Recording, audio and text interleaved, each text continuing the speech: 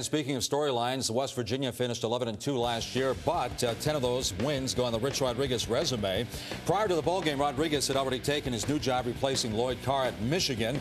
He went from one of the most popular people in the state to one of the most unpopular after he was perceived as, well, Benedict Arnold, so to speak. So expectations very high in Morgantown. The Mountaineers are looking for their 5th Big East title in their last 6 seasons. Now, last year, West Virginia led the nation by averaging over 7 yards a carry in the second half, so they got better as the game went on. And if the Mountaineers want to prove they should be considered contenders for the national title, a win over Auburn on October 23rd would go a long, long way. Now, Pat White says the changing of the guard actually makes West Virginia a tighter-knit football team. More laid-back atmosphere. He's a fun-loving, caring guy, but he likes to get work done. I mean, you're going to work for him and you're going to work with him. And the best thing about it is the players respect him, and he gives you respect back, which makes it more of a family atmosphere. So 48-28 win over Oklahoma goes a long way. It was impressive. But the question now is, can the Coach Stewart, win in the long haul? That's one game. He's got to win for the season.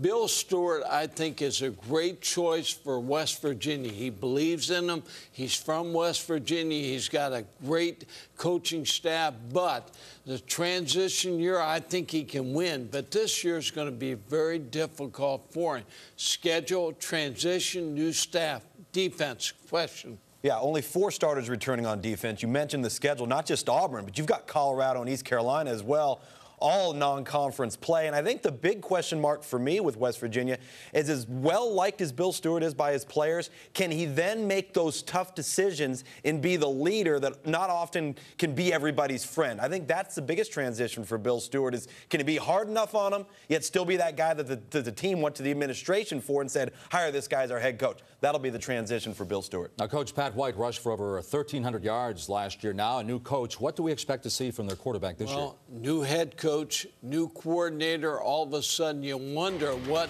Pat White's going to do differently. He ran the ball 197 times last year, threw 216 passes, 14 TD passes, only 4 interceptions. The big question I have about Pat White is, will he stay healthy? He takes a lot of hits.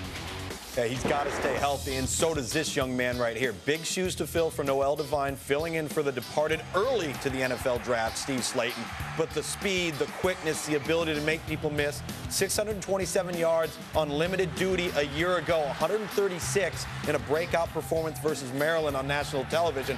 The question mark about Noel Devine, can he be a 25 to 30 carry back? That's what we questioned about him coming out of high school. That's what we're going to find out about him in 2008. It's amazing, though. 17 touchdowns from Slayton, and people are really jacked up, excited to watch Noel Devine. West Virginia 22-4 over the last 2 years. The key to stopping the Mountaineers, force the turnover, right? In their 22 wins, the Mountaineers averaged just 1 turnover a game, but in their 4 losses, they averaged 4 a contest.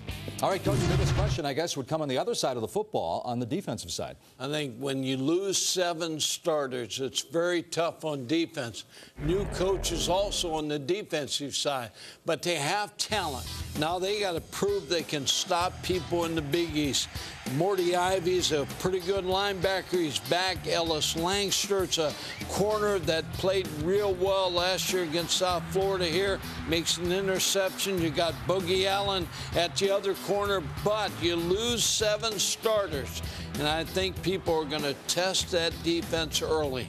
Well, you lose some front depth with Keelan Dykes and Johnny Dingle. And then you talked about, Morty Ivy and Reed Williams. Both of those guys combined for 196 tackles a year ago. They're both back. A few concerns in the secondary. Quentin Andrews, the only guy returning as a starter. So this could be a little bit of a patchwork unit early on if the offense can carry him while the new starters gel a bit. Now, 40 sacks, 16 picks from last year. Tough to match those numbers. Now, you look at the schedule. Now, the defense, as you guys spoke of, should be tested early. East Carolina scored 52 touchdowns last year. Cody Hawkins threw for over 3,000 last year at Colorado. They don't want that Marshall series to heat up too much. And how do you see these guys? Now, smooth sailing early, bumpy road, or what do you see? Mike, I think early, the first 2 ball games when they go on the road, East Carolina and Colorado is going to tell you all you want to know about West Virginia.